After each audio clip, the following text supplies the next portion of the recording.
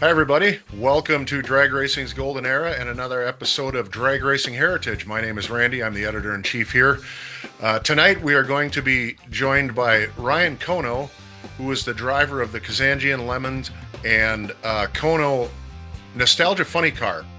A very familiar funny car. It's probably one of the most period correct cars out there on the nostalgia circuit.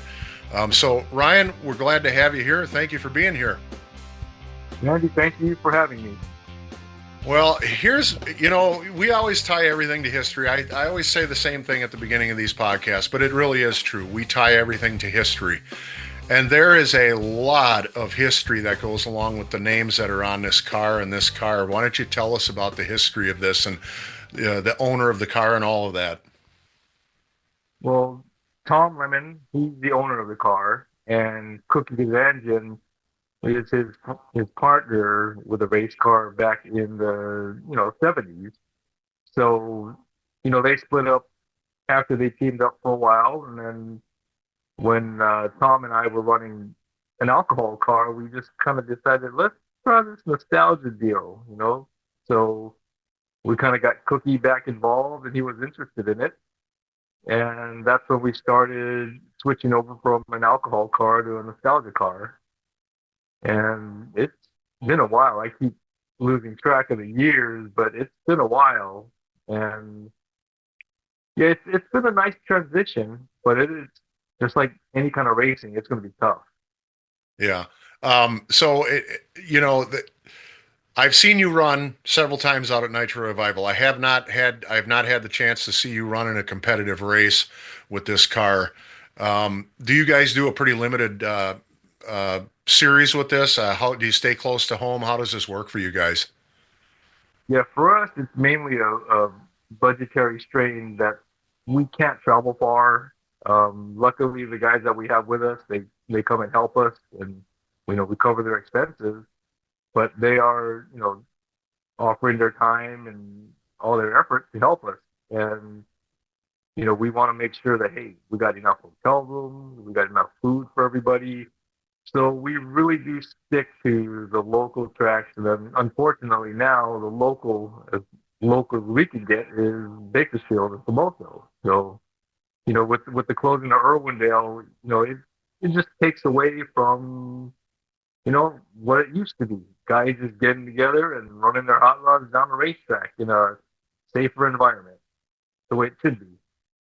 So I'm going to ask you about how you. I actually know the story here, but I want you to tell the story of your beginnings in drag racing. What the day that you decided this is what you want to do, and what it took to be able to do this.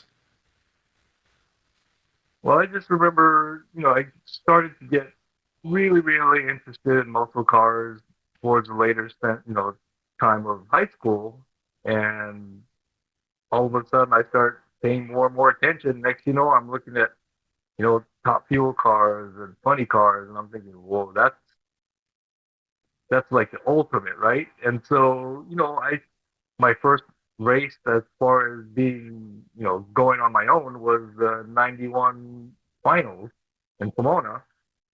And from that moment on, I was like, I need to touch one of these cars. I need to just be near them. These things are amazing. So I just started learning everything I could about cars. Uh, you know, took some automotive classes, and one day at the track, as a spectator, I'm walking around and I'm seeing somebody busting out a TIG torch, and I'm thinking, okay, I should go learn how to weld.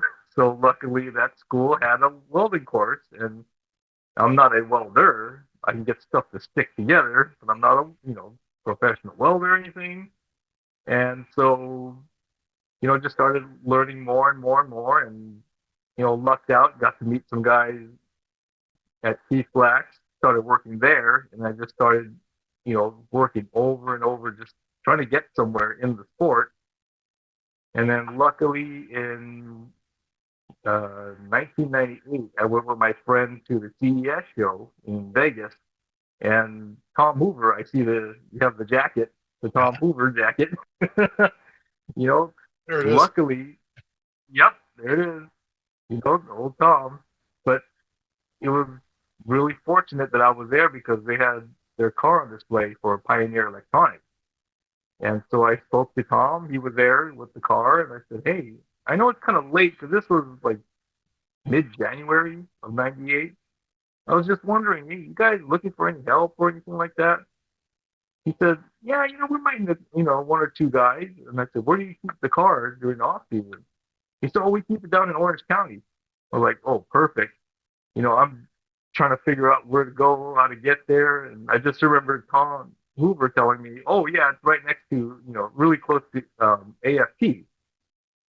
So I couldn't find the place, so I went and I found AFT and I asked them, and they directed me there. Spoke to Corey Lee, who was the crew chief at the time, and that was my first job working on a full-time race car. What did you So what did after you do that, on what did you do on that car? I only stayed for a little while because it was, really limited crew. Yeah. And Corey really didn't have the time to teach me anything. He was worried about, running the operation. So it got real tough. And so I said, "Corey, hey, I'm not what you need. I'll leave." And, it was fine. Then I started working for Jim Dunn.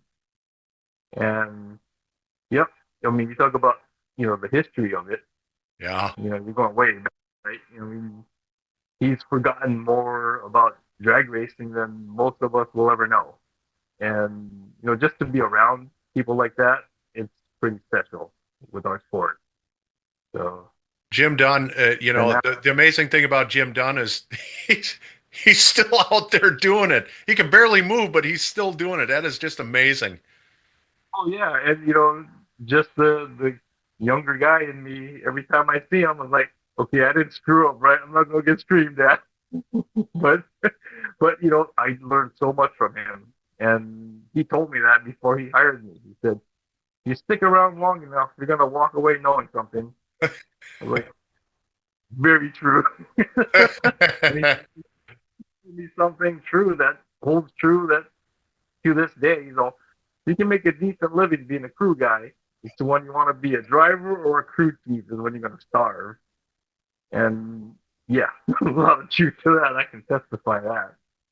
So, but after that, I started working with Jerry Tolliver for 2000 with the WWF. So that one was, I mean, I lived on the road the whole year. We didn't have any home shop or anything, but it was a cool deal. We got to spend a lot of time on the road. Meeting all the great guys that I've worked with over the years, and just now that I'm not on tour, whenever I do get to the track, I'll go and say hi to everybody whenever I can. So then after that was worked for Prudhomme for 3 years, and that's when I decided, you know what, I want to start doing something that I really wanted to do, and that was drive. And I just it was just a weird set of circumstances. I just said, you know what, I'm just gonna stop eating at night. I remember somebody told me years ago they lost a lot of weight from not eating after 3 o'clock. No, no, 5 o'clock. So I said, no, I'm gonna go better. I'm gonna go 3 o'clock. Everyone on the team go, "You're nuts. You're this." And then next thing Ace is there joking around saying, "You know what? I had to tell Linda I'm seeing a lot less of Konno lately." And she says, "Why? Is he ditching work or playing hooky?" So no, he's losing all his weight. And they would ask me, "Oh, why are you losing all this weight?" I want to drive. And simple physics, right? Less mass, easier to move, quicker you can move it. So, and I don't have a ton of money to build an all titanium car. So, then just working little by little towards that. And in 2002, I got my license in Jerry Darian's A Field Dragster, and that was on Thanksgiving. And then 2 years to the date, I got my license in Tom's car. So Thanksgiving in Vegas is pretty good. So then after that, we just kind of we ran a few alcohol races for several years, and you know, just like anything you do, you go up against some tough competition. You know, we have good parts, we have good people. It's just that we don't have a lot of it. Yeah. So you know, that's a challenge. You know, so you know, it is tough. You want to go run the car. You want to make sure that the sponsors are happy that hey, you want to represent them. But at the same time, you can't go out there and tear everything up you own just to try and be there because the racer comes out and we all get stupid and start throwing parts at it, trying to get it to run, and then you end up with a worse pile of junk than you started with. So, yeah, I mean, everyone can relate to that. You know, it's just you're trying to find the combination, and sometimes you just get lost. I mean, but that is part of racing. So You know, that's the the alcohol challenge. running the alcohol races, and then switching over to Nostalgia Top Fuel. Did you guys stay with the same chassis, the same body? What did you guys have to change out to make that transition? No, the chassis is the same. The body is a different body. So actually, the alcohol body ended up in Australia, I think. Oh, You know, yeah, we saw some magazines from Australia from some of Tom's friends, and hey, that's the same body. They didn't change the paint or anything. So that was pretty neat. But like you were mentioning, we tried to keep the car period correct. And, you know, when you mentioned that and when somebody like Steve Gibbs mentioned that, like that means a lot to us because that's what the cars looked like, when they were running on the professional level. So it's yeah, it's kind of disheartening to see them morph a little bit, but it is it is a sign of the times. Technology is going to take over.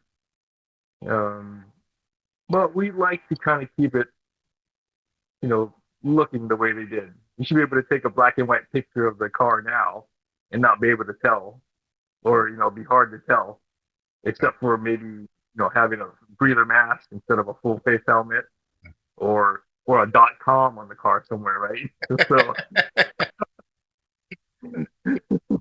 Well, there's a few cars out there. We just interviewed Jeff Moniz, and he's got that what is it, a Firebird body on there. It's yeah, it's fairly period correct.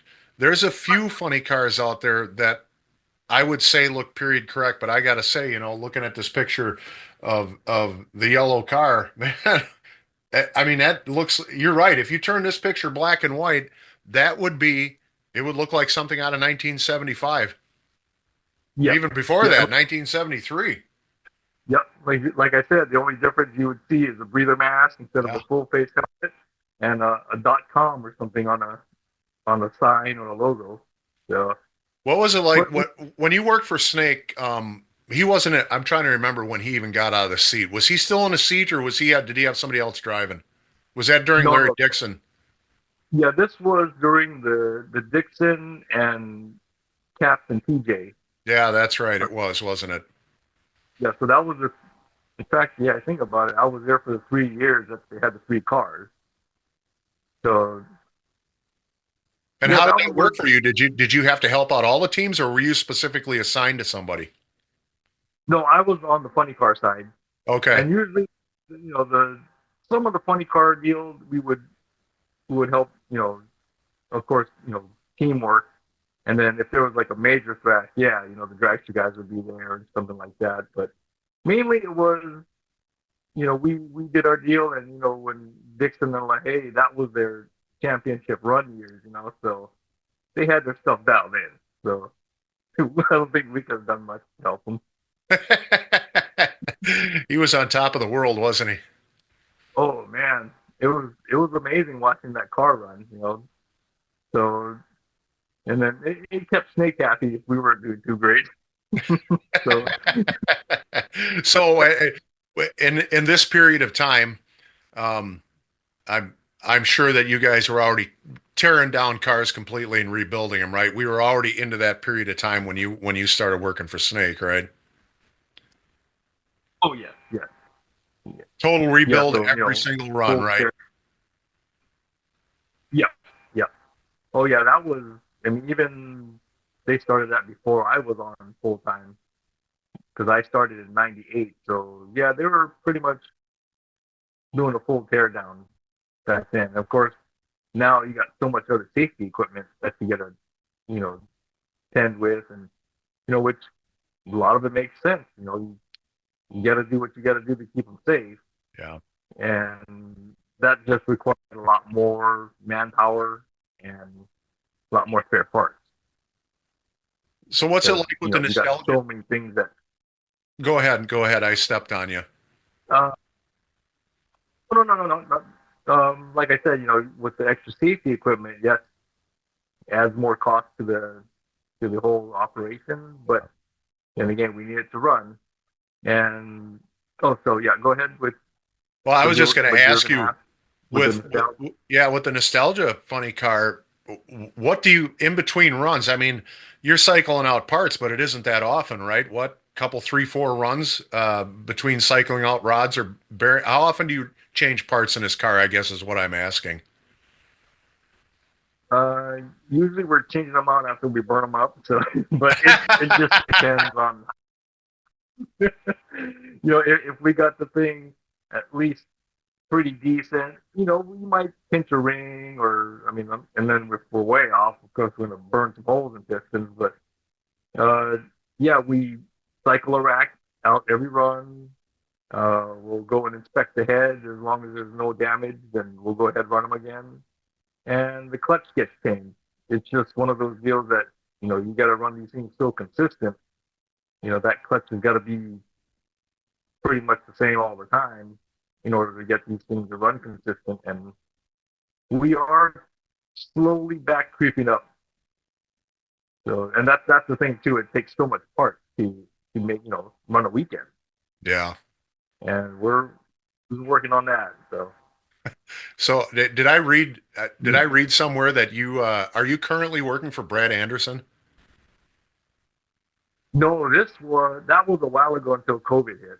Oh, okay. So I was there when COVID hit, and they had to cut back the staff because of course everything slowed down, and Donnie the manager said, "Man, we gotta lay you off because I didn't have one specific job. I was there helping a bunch of people, kind of filling in where needed. So understandably, I had to quit there.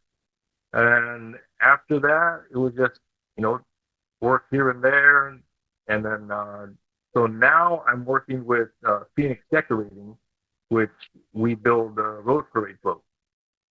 And yeah, so if I look really tired, it's because December and January have been pretty busy. So Well, you know what? You got to do what you got to do to make a living, right? What do you think of that job? You enjoying it? I do. And I get along great with the owners and the bosses. It's a tight knit group because when you do something like that, we're on the clock for 30 something hours straight Yeah, when we take those floats up from Irwindale to Pasadena. So we've got a good group of guys working with us, and that makes all the difference in the world. You know, just like having the race team, you got the good guys in there, you get along. You know, usually good stuff's going to happen. yeah. And I treat working on these floats just like I do working on a race car. My job is get A to B. And it's not my job to make them pretty. It's my job to make them go. So, like I said, we've got a good group of mechanics that work with us, and it just gets you involved in so many different things. And racing does too. Driving all the equipment around. A lot of fabricating, machining, and stuff like that. So you get involved with a lot of things. Same thing with the float. But yeah, it just worked out pretty interesting because Chris Lofthouse, who is the owner of Phoenix Decorating, he was one of our first sponsors. This was quite a while ago. I don't even remember when we switched over, but yeah, they were on the car back then, and so has the Hat, the Canzaneri family. They've been there since the beginning of our nostalgia run, and it just happened to work out that I started working for the decorating, Phoenix Decorating for 1 year full time, and then I went back on the road with alcohol cars. And then after that, it was during the holiday season, I would be there. You know, during the balls to the wall time when you're working 14 hours a day and every step you're taking is more pistons, more rods, more rings, just the nitro. Every step you're taking, you're thinking that because you're so tired. But you do what you got to do, you get the job done, and so How but it's hard is it? been. How hard is it right now to, I've asked this question of a few people. How hard is it right now? I mean, we live in an environment where I know sponsorship dollars are very difficult to come by. Is it hard for a race team to even get people to talk to them anymore? Oh yeah, absolutely. Because unfortunately, it's a fact that we do have to face that racing is not very very healthy right now, Yeah, and it's just things change over time, and this one is something that not a lot of younger people are really embracing, and it's just part of things that humans do, right? yeah, There's some things that kind of go away, unfortunately. That's why I like watching your podcast. I watch Brian Lowe's podcast all the time. It's just because, you think, man, that would have been so great if I was a generation older. I could have been going through that, and I could have lived on the road, made a living yeah, running a match based car. And Tom was able to do that years ago, and that's something that when on your off days, right, you're just working on the car. That's just part of it. And if you're not working on it, you're driving somewhere to go race it. So unfortunately, that's not around anymore. But then again, when you get to the right track and you get the right crowd and everything like that, it is pretty amazing how big it gets at a national event.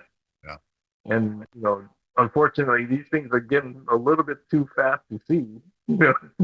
But still, just the noise, the vibration and the speed. That's something that I was addicted to, and the needle's still stuck in the arm. But and that's why I say there's no rehab for drag racing. yeah. It's tough. Well, I talked to Dan Petnato. We did a full length interview with him, and he said that I asked him straight out, how are these tracks doing that you do match races at? And he said for the most part they're doing good. But I think, and this is just my opinion, I respect what the NHRA does at the big show. I really do. I think it's an incredible show they put on, and if you want to get your brains scrambled, go to a Top Fuel race sometime on a big show. I mean, it's an amazing thing to see. But in my opinion, and I could be wrong about this, I think the future of drag racing is beginning to shrink back down again to the nostalgia stuff, the match racing again. Guys are able to, like you, and like Pat Nato and Randy Bradford. You pick it. You name the guys. These guys are building their own cars again. They're tuning their own cars. They're paying for their parts, and they're going out and doing match racing, and they're having a blast doing it. I think that's where I think we might be shrinking back down to that period of time again. I don't know what your thoughts are on that. That would be great, but it's kind of hard to see that in Southern California. Yeah, That's the issue. Is this was the birthplace. You could I just listened to your podcast not too long ago with Larry Dixon, yeah, and he was saying, every weekend, an hour here, that was the far track, yeah, So, but I do remember going to Orange County when I first moved up from Hawaii.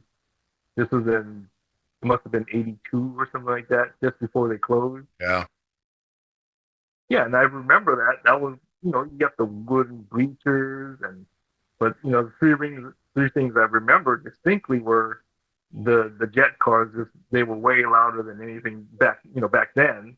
I remember the wood fence behind the staging lane, and then I remember Roland Leong's Hawaiian Punch car because my parents knew of him, being from Hawaii. So that's the three things I remember. And that was a Saturday night. You pay a few bucks to get in, watch some awesome racing, and go home all happy. So, Well, and that, there's still, even though Southern California's lost that, I Mhm. mean, all them tracks right in that one area that it's lost that, there's still a lot of really cool tracks all around the country that are able to do this stuff. And that's why I'm saying that. A lot of these tracks are healthy. They're able to get some good nitro match racing in there. I mean, this Nitro Chaos thing and the Heritage Series, they all seem to be doing well. Down at Bowling Green, it's always a packed house down there every year for the Wally Parks Nostalgia Nationals. So maybe there's a future there. I could be wrong. right. I mean, it just depends on, you know, the whole situation of everything going on right now. Everyone, you know, inflation touching everybody in, different levels. And for some of us, it's like, man, this one's kicking us in the knee real bad. And, it's okay. Should I, put off this so I can buy these parts or Well, I do. Do you still have any aspirations to step up into big time funny car racing, or has that is that not on the in the future for you? I mean, I would never turn a quality ride down, of course, but the chances of it, you know, really coming to fruition is pretty unlikely.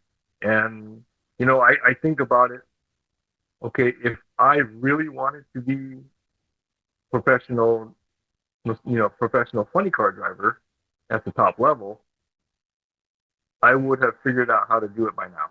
Yeah, And, it's not saying I didn't put all I had into what I'm doing. It's just I didn't find that right. That's not my path. That wasn't my path. And yeah, you got to think, okay, yeah, is the dream over?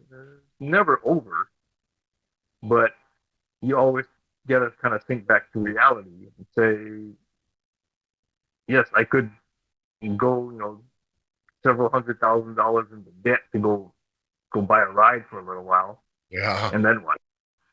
yeah. That's Then what? that. That's right. Then what? Then you got that much money to pay off, and I'm guilty of that. Well, So I've told this story before, Ryan. I when I was 8 years old, my dad took me to my first drag race down here, Great Lakes Dragaway. And I remember pointing out at the middle of the track, and I'm like, that guy that's standing out there, Dad, why is he standing there? What's he doing? I didn't know anything about it. He was a starter, right? He's got the box in his hand. And my dad explained that to me. Well, he's the guy that starts the cars. And I told him, I said, you know what, Dad? Someday I'm going to stand right there. I'm going to stand right in the middle of the track. I want to see these cars run right in the middle of the track. Well, it took me until I was 53 years old to be able to actually stand on the starting line, not with a starting button in my hand, but with a camera in my hand. But I actually got there. So you never know what the future holds, right? yes, yes, there's always the chance of something happening, that puts you in that situation.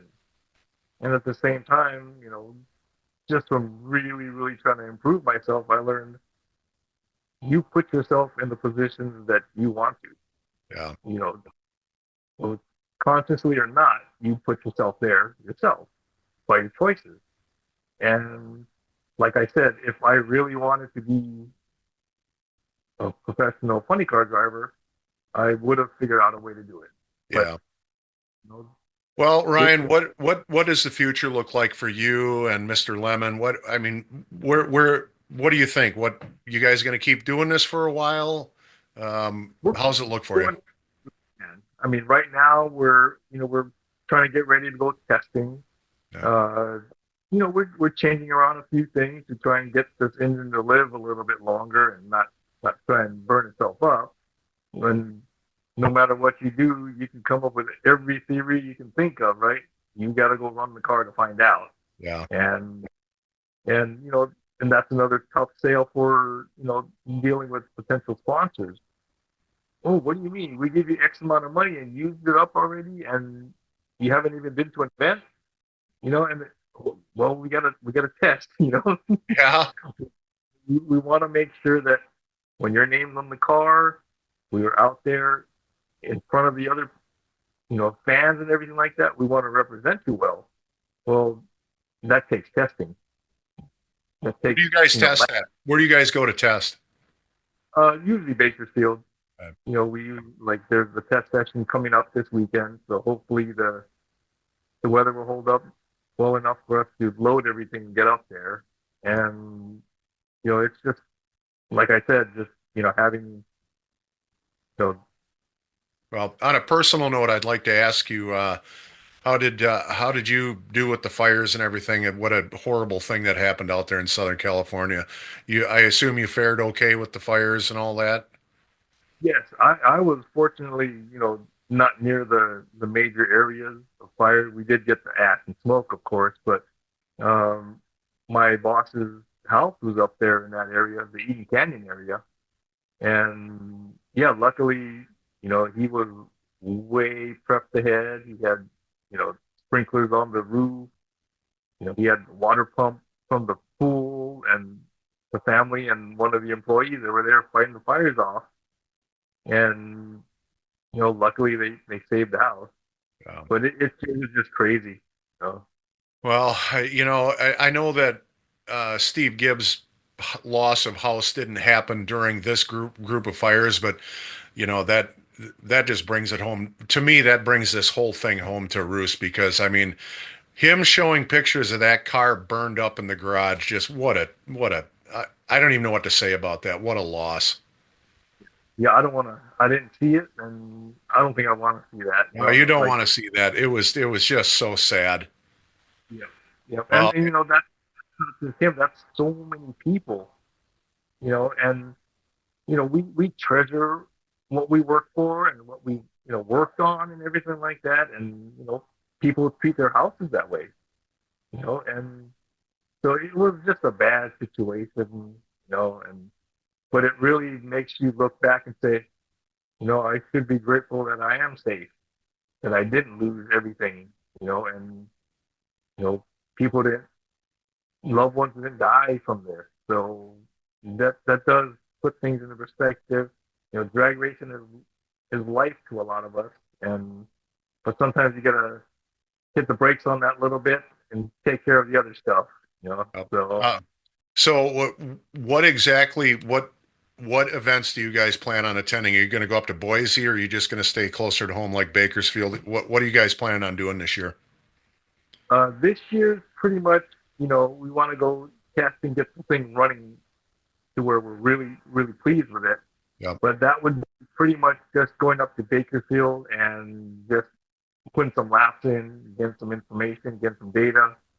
And I mean, we would love to be able to go up to do a Boise event, or because Tom and Cookie ran up there and they won back to back. When they were running back in the '70s. So it would be nice to get up there. I've been up there with other teams, and yeah, just the travel. I mean, it takes most of our savings to go up to Bakersfield to make some hits, and but that's if we want to go run the car, that's where we'll go. And yeah, they always have the prep real nice. Safety crew there is great, and I feel safe and comfortable there.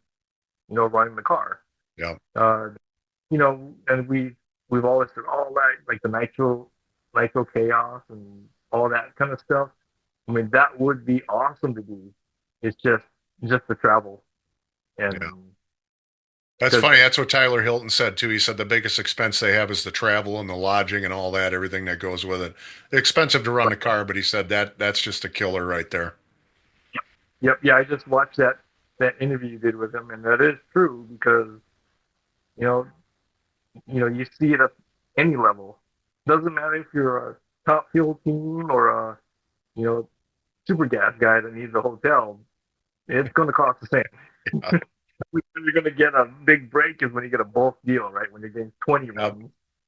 Well, I I'm hoping to see you someplace this year. I always enjoyed being able to get out on the starting line with you guys doing your exhibition runs at Nitro Revival. Um, I I don't know what the future of Nitro Revival is right now. We had Steve Gibbs on right as soon as we found out Irwindale was closing, and yet that was a month and a half ago. He had no answers yet at that point, so I'm sure they'll figure it out. But it'd be awesome if they kept it down there in Pomona. That's what I'm. You hear that, Steve? That's what I'm voting for. Keep it in Pomona, but it'll be Thank, wherever it works out best for him. So I'm hoping to be able to put a camera on you guys again this year. I love you, your team. You guys, that car is just so cool. thank you, thank you. And like we were talking about, that's what we were shooting for. We want to make it look like the cars that used to run. And it's but like I said, it's tough no matter what class you run. Yeah. Well, And we're gonna finish up on this podcast. I'm gonna do that by saying I wish you guys the best of luck. I hope just because I love this car so much, I hope you guys find some good funding and can be able to expand what you're doing. It would be so awesome to see this car make some of these other heritage race events or even Nitro Chaos, whatever. thank you, Randy. Yeah, we appreciate that. And yeah, it means a lot to all of our teams when they say, "Hey, you guys got the right looking car or something that looks like it should be here," kind of deal. That means a lot to us. And we do give away the things heavy. The body's heavy, and we're giving away a little bit of aero on it. But it, I just like looking at the car and seeing, yep, that's a 1970s funny car. That's exactly right. Who cares about aerodynamics? Just it just looks cool. It's just a Yep, cool looking car. yep. And thank you, appreciate that. Well, Ryan, it's been a pleasure having you on. I'm hoping that we see you somewhere down the road. And any closing thoughts here for us? No, just I'm just working. Tom and I are working our tails off, trying to get things going. We've got our crew guys, slowly coming back in after the break and everything. So, uh, well, I'd like to thank you for having me on here. These kind of shows are the ones that keep this stuff alive. So.